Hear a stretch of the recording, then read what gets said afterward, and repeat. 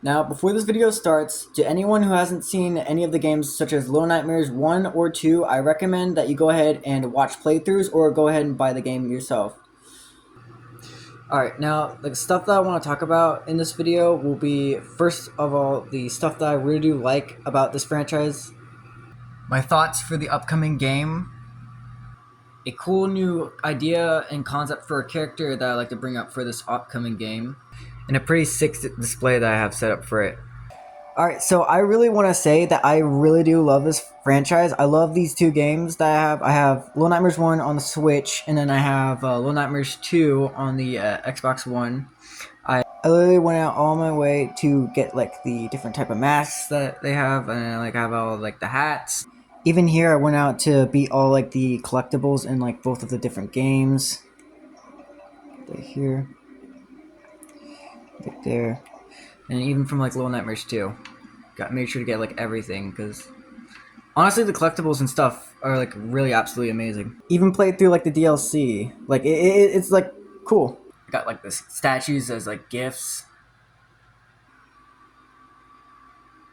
These two were worth a steal. Got these as a gift, which were really cool. Like I'm not gonna be able to wear these, but having these as like for like a special display looks incredible. My favorite antagonist in Little Nightmares 2 was the Doctor, and it sucks that they didn't really make like a statue of him, so I just kind of like got him right there. Got this t-shirt as a really nice gift. It shows like 6 in mono with like the signal tower of the sending out like the signals, and it has like the towers bending over. That's pretty cool. I absolutely love the bundle that I gotten from the Little Nightmares 2 TV edition. I really do love, my favorite thing from this is like the concept art, because most of this stuff I genuinely do wish like they had this in this game. I love the game already, it's perfect, but like there's so much that could have been in this game, which I'm fine with not being in the game, but like there's just some of these like earlier designs that I really do like, and ideas that could have been in the game. I know that it could have made like over bloated the game, like there would have been too much to deal with, like such stuff in like video games, TV shows, and movies. They add this unnecessary stuff or things that like don't really matter. But Little Nightmares is so amazing. Like it does so much with its franchise. Like there's so many like possibilities of like having so much creativity put into it, and so like every single bit of like cut content that could have been amazingly like put into the game would have been so incredible. Like this is such an amazing franchise. I love this so much, which actually brings me to my main point and main focus of the video. I am genuinely really am excited that we're gonna get a third installment into this amazing franchise that has so much potential and creativity into it, and the stuff that they've already shown to us that they want to at least give us a nice sneak peek is amazing and incredible. I really do like Low and Alone, and I'm alright if they don't make another game focused on 6 or even mono. Honestly, I think that's perfectly fine. I think these two new characters are really going to be amazing. I really do like their weapons, with Low having a bow and arrow, and Alone having a wrench. And I really do like the monster baby that has been shown to us. I think for the upcoming game, she's going to be such an amazing character and a new antagonist for the series. But that being said, I'm also really excited to see what they also have for the upcoming chapters.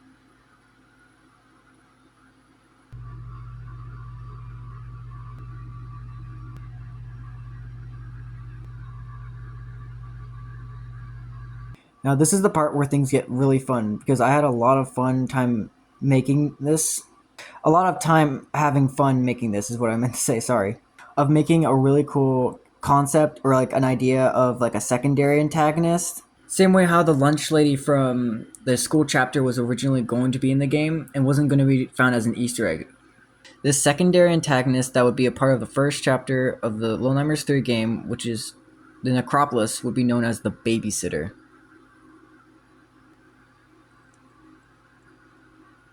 This was her in her early stage, but right from the start, plans were that she would have been originally a parental figure for the monster baby, meaning that her character would have been helping taking care of her toys be put away and cleaned up and displayed or reorganized. But yet the babysitter would have had unending, unconditional effects of love towards her new adopted daughter.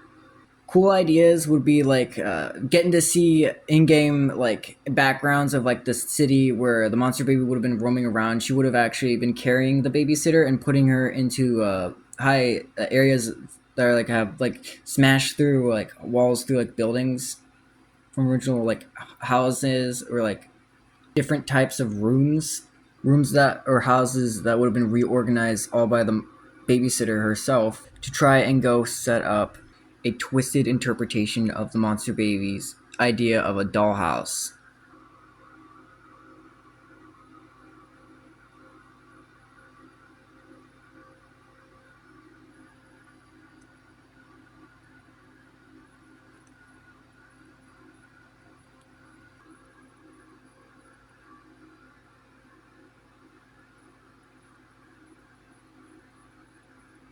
Now, unfortunately, she's not going to be an original character that's going to be actually in the third game as a secondary antagonist, but this would be like a really cool concept to at least have her in it because I really want to explore and expand like her personalities and like how she would work in the game and her relationships with like the giant baby and like our main protagonists and whatnot. Rather being another antagonist that's probably in their being middle aged, she's rather in her 20s of some sorts. The only origins that I want to leave up to interpretation is that she would have wanted to have like a child of her own. And granted that when she was brought to the spiral, which is then she was in a part of the necropolis, which is part of the spiral, with like the many locations such as the carnival and the factory of whatnot and all sorts of places.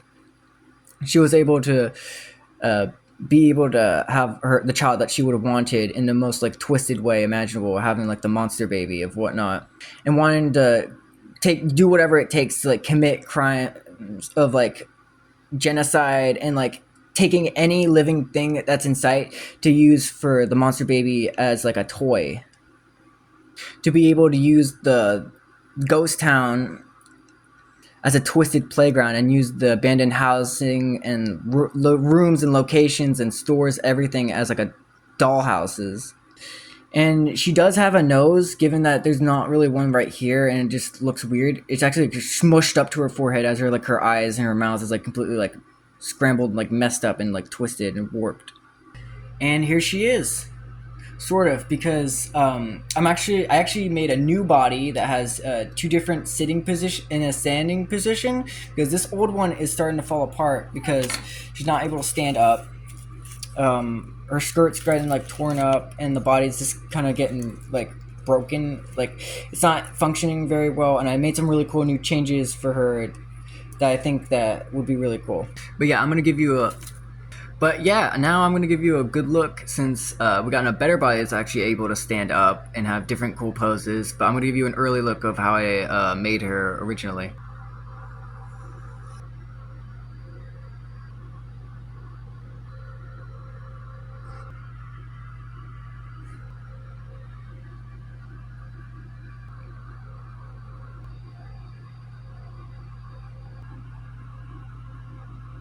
Now, the original wasn't able to, you could take like the dusting handle off, that was just completely intacted. Here, thankfully, this new version, the new body that I completely made, is separate to the actual figure itself. Here's what that looked like.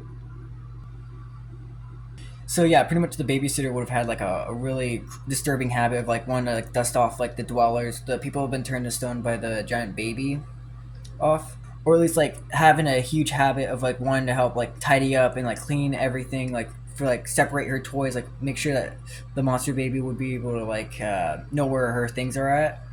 Remember for the new body that I said she would also have a sitting idol, like a separate torso to be able to that have more like a I'm not sure how to say it, but I think I'll just show you so then you can understand. Here it is. This is for her standing position. And then here's for her sitting position. So yeah, that's what I meant. I made like two different molds for her to be displayed for.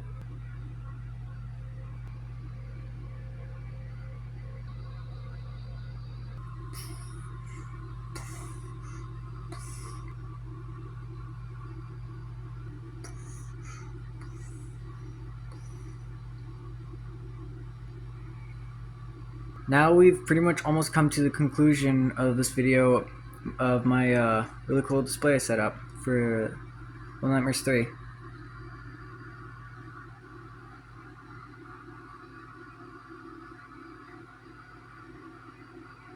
So when I meant that there would be giant toys and stuff like that, that's not like a whatever that is.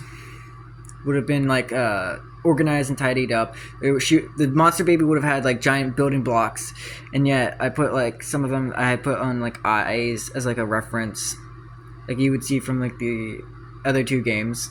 I had a small little baby rattle put on there that I went ahead originally drew from like a piece of a concept art. Here's a cool little functioning little shelf right here, and then above that you see a window that has a windmill in the background.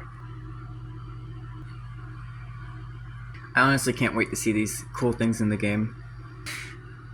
Alright, and then we have like a little playtime area session that the monster baby and the babysitter would pretty much have.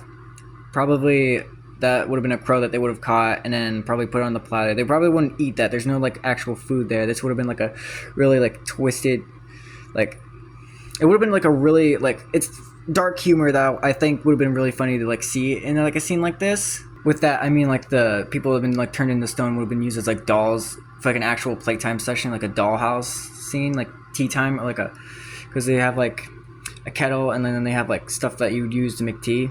It's like pots and stuff like that, like pot lids like laid all over the ground, like silverware. There's like a plate laying around. The monster baby would have been through here, through like a smash through wall. That pretty much she's gonna be known for doing in the actual game.